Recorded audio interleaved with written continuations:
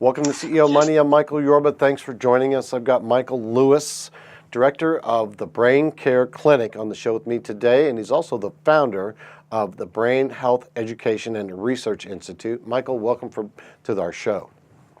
Oh, thanks. It's great to be with you again. All right, now this is going to sound a little oversimplified, but I'd like to start here. What is a concussion? Well, most people know it. You get your bell rung, seeing stars, or, of course, if you're looking at somebody, they don't seem like there's this massive hit and they don't look right. What we call it in scientific words is basically that it's a disruption of the normal function of the brain. Most people think that stops there. The problem is it sets off these biochemical inflammatory cascades that can continue for hours, days, weeks, months, years, decades. Think Muhammad Ali, for example, and the CTE that we're finding in football players. So if that inflammation isn't turned off, you can have long-term problems like that. Who gets these concussions? I mean, we can all get them, but you've got to have somebody that's more prone. Right. I mean, people are certainly more at risk. The young, our youth, our young, and our very old are more at risk. So elderly populations, for example, if they've lost muscle mass and muscle control, slip and fall in the shower, for example. Kids, they're not afraid of anything. It could be playground, monkey bars, skateboards, bikes, but also sports. So we always seem to focus on football because it is a violent collision sport. But so is ice hockey, so is soccer, and even equestrian sports are notorious for really bad head injuries. Let's not leave out martial arts. That's true. That's a whole nother big segment. You're right. All right. Symptoms. Talk to me about the concussion symptoms. Well, beyond the initial ones, what I find that tend to be the ones that linger in people. So they say 70, 80% of everybody, is back to normal within a month. But the ones that linger, that tends to be an issue with energy levels, is a big one. Fatigue. People are just tired all the time. Brain fog, where like your head's stuffed full of cotton, like you have a bad head cold and just can't think. Those are two of the biggest ones. And of course, memory issues can be also a concern.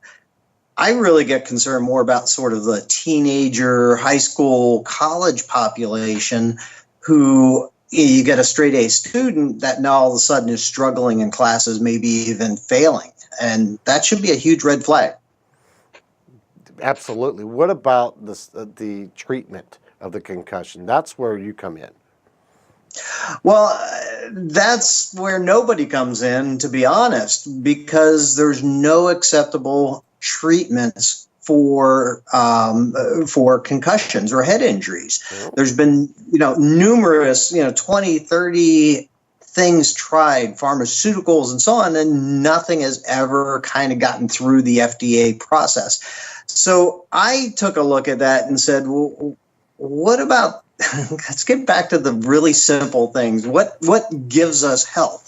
And the best way for health is good nutrition and regular intense exercise. And so we get back to those basics. And then I narrowed it further down in that, well, it's like a brick wall. If a brick wall gets damaged, you probably want to use bricks to repair the wall. What's the brain made of? And it's made of fat. And particularly omega-3 type of fats are arguably the most important of those. All right. When did you become aware of the omega-3 essential fatty acids in fish oil and how they're able to help concussions? Well, I spent 31 and a half years in the Army, and my last major duty station was at Walter Reed Army or National Medical Center now. And, we're at war. You've got kids coming back from Iraq and Afghanistan with missing limbs, but also head injuries and so on. So I kind of looked at that and put 2 and 2 together and came up with an odd number and went to the head of research and said, is anybody looking at omega-3s to help these people recover, these soldiers recover? And the answer was, no, why don't you? And that was about 12 years ago, and I've been on a mission ever since. This is going to be a hard question for you to answer because I'm sure it varies with the patient, but how much fish oil should a concussion victim take after experiencing head trauma? Well, even better question is how much should people be taking to help decrease the risk of head trauma? And so for that, I use what the FDA tells us is generally recognized as safe, and that would be 3,000 milligrams of the long-chain omega-3s, EPA, DHA. So just for simplification, think 3,000 milligrams of fish oil or good quality concentrated fish oil. And I think people, and I published this, that soldiers and athletes, people at risk of a head injury should take that 3,000 milligrams every day to help improve the resiliency of the brain to withstand injury and have the right amount of omega-3s on board if an injury does occur. Now, if an injury occurs, I triple that as a loading dose for a couple of days, maybe even a week, maybe even as long as a month. I'll actually triple that as a loading dose and then try to get patients back down to that 3,000 milligrams a day. We're seeing a lot of action in the hemp-derived CBD oil. Can you address what you're doing with that? Well, in 2003, an NIH researcher who had been awarded the Nobel Prize in medicine was awarded a patent that's owned by the U.S. government, cannabinoids as antioxidants and neuroprotectants, and goes on to say that CBD, the non-psychoactive part of the cannabis plant, has got tremendous value in stroke, trauma, Alzheimer's disease, Parkinson's disease, and dementias. And so, as you know, hemp and marijuana, once Colorado kind of took that first step at the state level, anything and everything cannabis is just exploding in a very positive way. And while initial focus was all on marijuana and recreational or medicinal, there's now seeing in the industry a big shift towards CBD or CBD prominent varieties. But the easiest way is hemp. Hemp is not marijuana. It's very close related as far as a plant, but they're not the same thing. So hemp doesn't have that psychoactive THC. You can do hemp all day long and you're not going to get high. Right. It's closed rope and this purposes. How can listeners get more information on what we've been discussing today?